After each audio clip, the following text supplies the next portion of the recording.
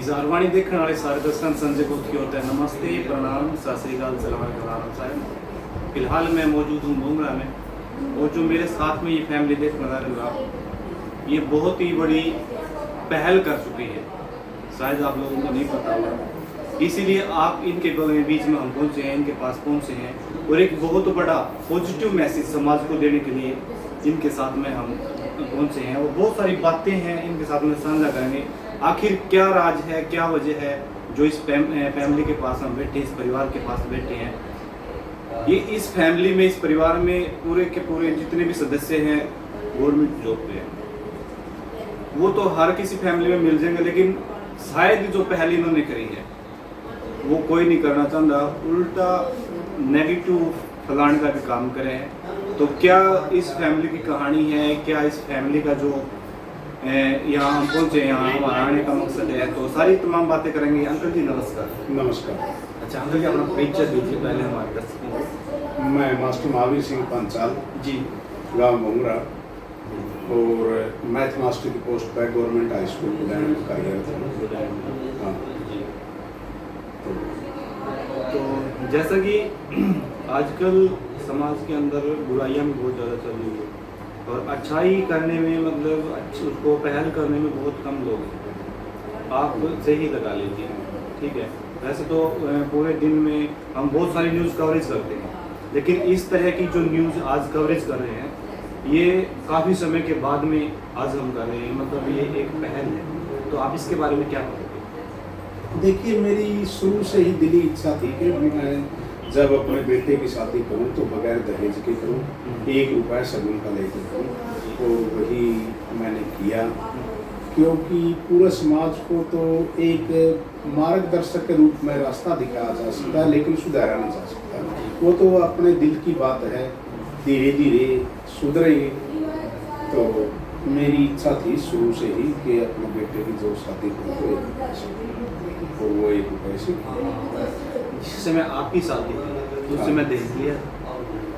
हाँ, उस टाइम तो दहेज, क्योंकि मैं तो ये समझो कि एक प्रकार से बच्चा का लो, चाहे वो आपको पता नहीं। हाँ, लेकिन जो घर वालों ने किया वो आपने वो मंजूर करना था, लेकिन वो इतनी समझ भी नहीं थी। आपने फिर ये कैसे सोचा कि मेरे तो इस बंधन में बंध चुका हूँ जो दहेज प्रथा के अंदर आता है, लेकिन मैं इसको तोड़ूंगा? क्योंकि ये था नहीं, ये देखा मैंने एक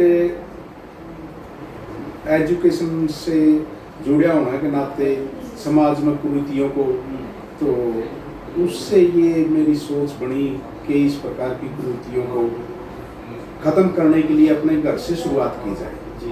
इसलिए मैंने इस कुप्रथा को समाप्त करने के लिए तो देखा, रोजाना अखबार में, न्यूज़पेपर्स में देखते हैं कि आज फलां जगह बेटी को मार दिया दहेज के लिए, दहेज के लोग की वजह से ये कर दिया, वो कर दिया। तो इस वजह से मेरे दिमाग में ये आया कि 1 रुपये से शादी कर दिया। अच्छा, सुनने में ये भी रहा था जो आंटी जी है वो एक्स सरपंच। हाँ, पिछली प्लान में जो इसकी नवीन की मम्मी थी वो सरपंच थी, तो उस टाइम भी एक थोड़ा सा लीक से हटकर काम करना। जैसे गांव में मैंने देखा कि मूलभूत समस्याएं क्या है, तो उसमें देखा कि पानी की बड़ी गंभीर समस्या थी, पीने का पानी। हर एक गाँव में समस्या है। हाँ, क्योंकि हर गांव में तो है, लेकिन वाटर वर्क्स होते हुए भी कुछ गांव में समस्या है। लेकिन हमारे गांव में तो कभी वाटर वर्क्स बना ही नहीं था, इसलिए वाटर वर्क्स बनवाया। फिर देखा लड़कियों के लिए, बल्कि लड़कों के लिए भी समस्या थी शिक्षा की, लेकिन लड़कियों के लिए तो बड़ा गंभीर समस्या है, बाहर दूसरी गांव में जाना आना, तो ताकि बेटियां शिक्षा ले सकें। फिर वो मैंने प्रयास करके +2 तक का स्कूल अपग्रेड करवाया और उस स्कूल के अंदर, क्योंकि ज़्यादातर आसपास के जो सीनियर सेकेंडरी स्कूल हैं उनमें आर्ट साइड है, आर्ट से तो बच्चे पढ़ जाते हैं, लेकिन बेटियों की भी इच्छा मेडिकल और नॉन मेडिकल या कॉमर्स पढ़ने की है। तो मैंने ये महसूस किया एक टीचर होने के नाते भी, यहाँ सारी साइड हों, तो वो सभी साइडें स्कूल में लेकर आए।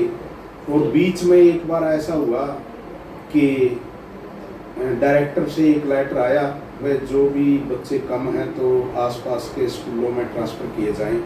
तो उसी दिन मैं आसपास के गांव के कुछ सरपंच को लेकर और मौजूद आदमियों को लेकर डिप्टी सीएम दुष्यंत चौटाला जी से मिले और एसीएस एजुकेशन से और डायरेक्टर से मिले। तो वो मेडिकल साइड हमारे गांव में यूँ की यूँ आज भी चल रही है। मतलब ये कह सकते हैं शिक्षा के मामले में भी आपने काफ़ी प्रयास किया है, काफ़ी हद तक सुधार किया वहाँ पे, क्योंकि जैसे कि देखने को मिलता है जो बहुत सारे गांव ऐसे होते हैं जहाँ लड़कियाँ 10वीं क्लास तक ही स्कूल में जा पाती हैं, उसके बाद में क्या विचलित हो जाती हैं, या फिर उसके जो माता पिता हैं, आजकल जो मतलब रेप की भी खबरें बहुत ज़्यादा बढ़ रही हैं, किडनैपिंग की भी बहुत ज़्यादा बढ़ रही हैं, उस डर में उनको घर से बाहर नहीं निकालना, अब दूसरे गांव नहीं भेजते। ये भी एक समस्या है। बसों में जो ट्रांसपोर्ट वगैरह है उसमें बड़ी लड़कियों को समस्या होती है। ये समस्या भी मैंने महसूस की। तो इसलिए ये प्रयास किए, तो सरकार में बड़ा सहयोग मिला, तो प्लस 2 तक का स्कूल। और आज शायद जो गांव गोंगरा का मेरे गांव का स्कूल है, आसपास के सभी स्कूलों में आज उत्तम है। क्योंकि जब वो सरपंच थी मिसिज, तो उस टाइम मैंने स्कूल में काफ़ी सुधार किया, पेंटिंग वगैरह करवाई, रंग रोगन करवाया, और प्रेयर ग्राउंड कच्चा था उसको पक्का करवाया, स्टेज वगैरह बनवाए, या और कोई समस्याएं थी वो मूलभूत सुविधाएं भी स्कूल को उपलब्ध करवाई पंचायत की तरफ से। नहीं, जैसे कि देखने को मिलता है बाद में कमेंट आबाजी होती है जब सरपंची चली जाती है, तो उसके बाद में ग्रामीण बोलते हैं इसने तो गाड़ी ले ली, इसने तो कोठी बना ली, तो ऐसा कुछ आपको तो फेस करना पड़ा? नहीं, देखो हो सकता है किसी के दिमाग में हो, लेकिन ऐसी बात मेरे सामने तो आई नहीं। और सामने आने की बात भी है, गाड़ी ले ली या वो कर लिया। मकान तो मैंने सरपंच से पहले ही बना लिया था। गाड़ी की बात है, जैसे दोनों बच्चे मेरे सर्विस में हैं, मैं सर्विस में हूँ, मेरे पिताजी भी सर्विस में थे, और गांव में ठीक 10-12 एकड़ ज़मीन भी है। गाड़ी वाली में कोई ज़्यादा बड़ी बात नहीं समझ। मतलब कहने को ये बोल सकते हैं जो सरपंच थी वो भी आपने निस्वार्थ तरीके से की है? बड़े साफ तरीके से मैंने की और गांव के विकास के लिए की। ठीक है, तो इसके लिए हम आपको बहुत बहुत धन्यवाद देते हैं, उसके लिए शुभकामनाएं मंगल कामनाएं करते हैं, क्योंकि आपने निस्वार्थ तरीके से टीचिंग भी कर रहे हैं आप, और गांव का विकास कार्य में भी आपने काफ़ी सहयोग किया, उसके लिए हम आपको धन्यवाद करते हैं।